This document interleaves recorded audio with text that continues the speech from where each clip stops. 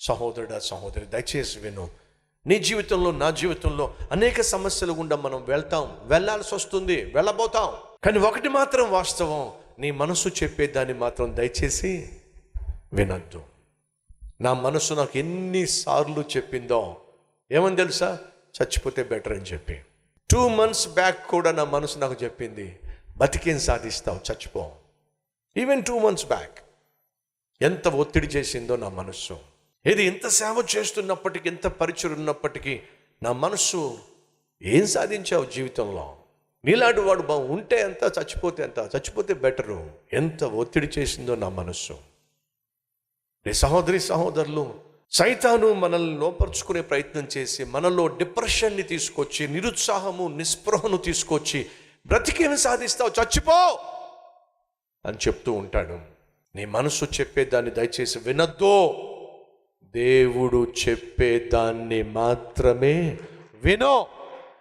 సామెతల గ్రంథం 16వ అధ్యాయము ఒక మాట చదివిస్తాను.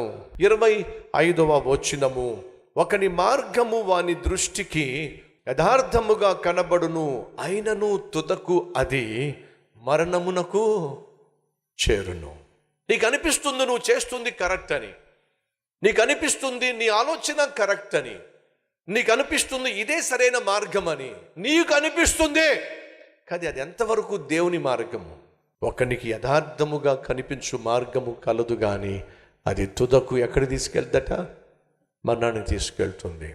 దావీదు నలిగిపోతున్నాడండి లోపట, భయపడిపోతున్నాడండి లోపట. చంపేస్తాడు, సౌలు నన్ను ఏదో ఒక రోజు చంపేస్తాడు అనే భయము దావీదును ఆవరించింది. చంపేస్తాడు, నేను చచ్చిపోతాను, మరి నా భార్యల సంగతి ఏమిటి, నా బిడ్డల సంగతి ఏమిటి, వాళ్ళు అనాథలుగా మారిపోతారు, ఏదో ఒకటి చెయ్యాలి.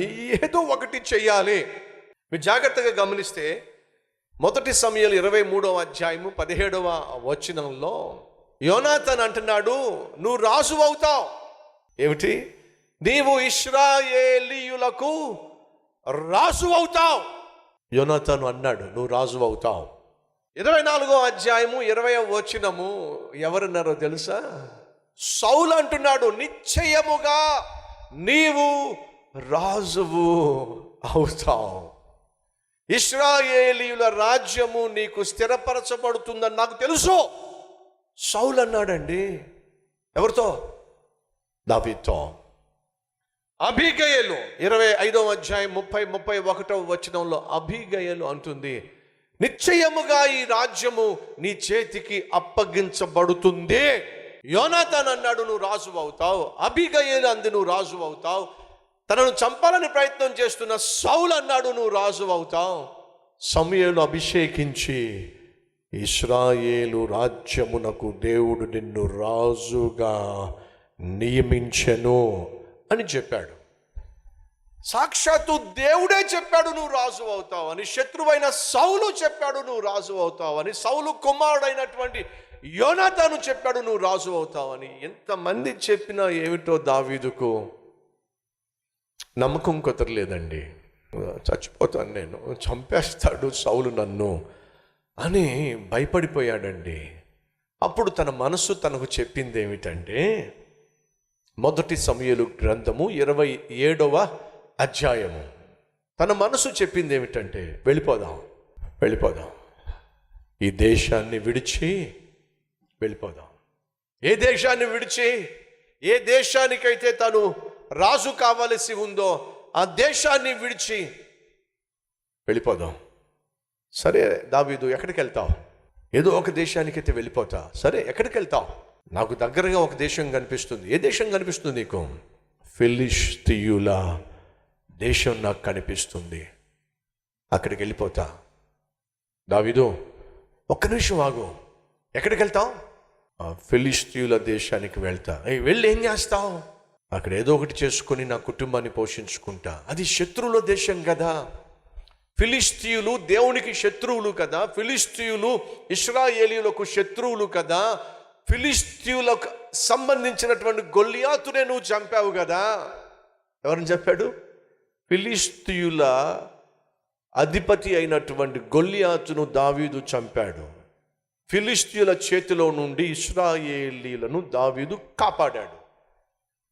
ఏ దేశమైతే శత్రు దేశమో, ఏ దేశమైతే ప్రమాదకరమో, ఏ దేశమైతే అష్టోదు అనేటటువంటి ఒక దేవతను పూజించి దేవునికి వ్యతిరేకంగా అఘోరించారో, ఇప్పుడు దావీదట తన మనస్సు చెబుతుందట, ప్రార్థన చేయొచ్చు కదండి, ప్రభువుకు చెప్పచ్చు కదండి, ఆపత్కాలమున నీవు నాకు మొరపెట్టు, నేను నీకు జవాబిస్తాను అని దేవుడు మాటిచ్చాడు కదండి.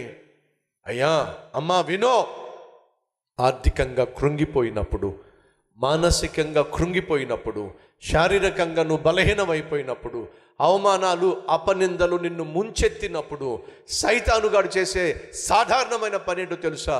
దేవుని దగ్గరకు నిన్ను రాకుండా చేస్తాడు, దేవుని సన్నిధికి రాకుండా చేస్తాడు, ప్రార్థించటానికి మోకరించకుండా చేస్తాడు, నీకున్న సమస్యను దేవునితో చెప్పుకోకుండా చేస్తాడు, దేవునికి మొరపెట్టకుండా చేస్తాడు, దేవుని సన్నిధికి వెళ్ళకుండా చేస్తాడు.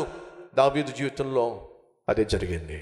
కొంతమంది అంటారు, ఏడ్చిన నా కళ్ళల్లోంచి కన్నీళ్ళు రావటల్లా, కన్నీళ్ళు కూడా నా జీవితంలో కరువైపోయినాయి.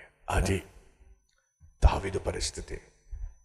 దీనంతటికి కారణం తెలుసా?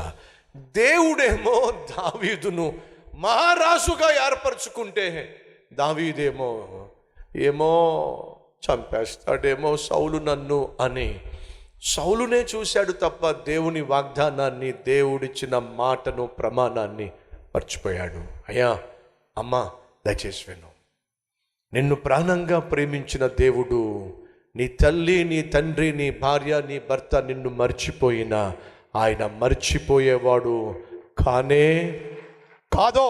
చూడు, నా అరిచేతుల్లో నిన్ను నేను చెక్కుకున్నాను, ప్రతి నిత్యము నిన్ను నేను చూస్తున్నాను, నిన్ను కాపాడే నేను కునుకను, నిద్రపోను. అంతగా నిన్ను ప్రేమిస్తూ ఉంటే ఎందుకు అంతగా చింతిస్తున్నావు?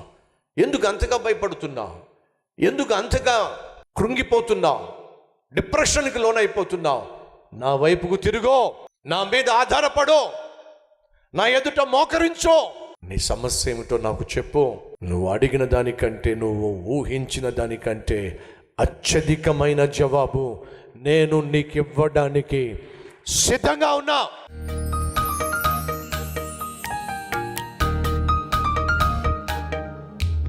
మహాపరిశుద్ధుడు అయిన ప్రేమ కలిగిన ప్రియ పరలోకపు తండ్రి, దావీదుకు సమస్యలు వచ్చినప్పుడు, పరిస్థితులు తల్లక్రిందులైనప్పుడు దావీదు నీ వైపుకు తిరగడానికి బదులుగా ఫిలిష్తీయుల రాజును ఆశ్రయించాడు. ఫలితము ఇశ్రాయేలీయులకు వ్యతిరేకంగా యుద్ధం చేయడానికి బయలుదేరాడు. అయ్యో, ఇది బహు అవమానము. అటువంటి సమయంలో నువ్వు కలుగు చేసుకున్నావు.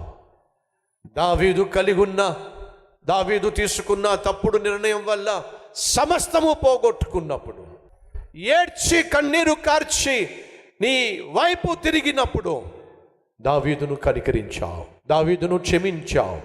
దావీదు పోగొట్టుకున్న సమస్తాన్ని తిరిగి మళ్ళా దావీదుకు అప్పగించిన మహా గొప్ప దేవుడు నాయనా. మా జీవితంలో మేము తప్పు చేశాం, తప్పటడుగులు వేశాం, తప్పుడు నిర్ణయాలు తీసుకున్నాం, కుటుంబాన్ని చేసుకున్నాం, అన్ని విధాల నష్టపోయాం, కష్టాలు కొంతెచ్చుకున్నాం, ఏకాకిగా మిగిలిపోయాం.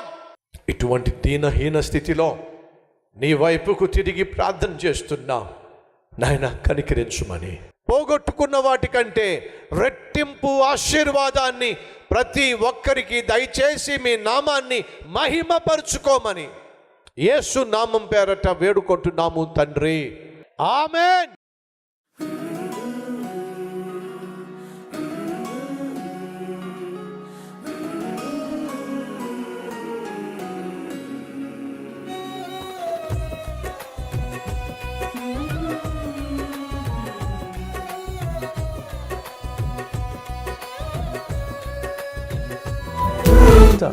డైలీ డివోషన్ ఆశీర్వాదకరంగా ఉంటే 10 మందికి షేర్ చేయండి, లైక్ చేయండి. అలాగే ఖచ్చితంగా కామెంట్ పెట్టండి. మళ్ళీ రేపు ఇదే సమయంలో మరొక అద్భుతమైన డైలీ డివోషన్ మీ ముందుకు రాబోతున్నాను. అంతవరకు సెలవు.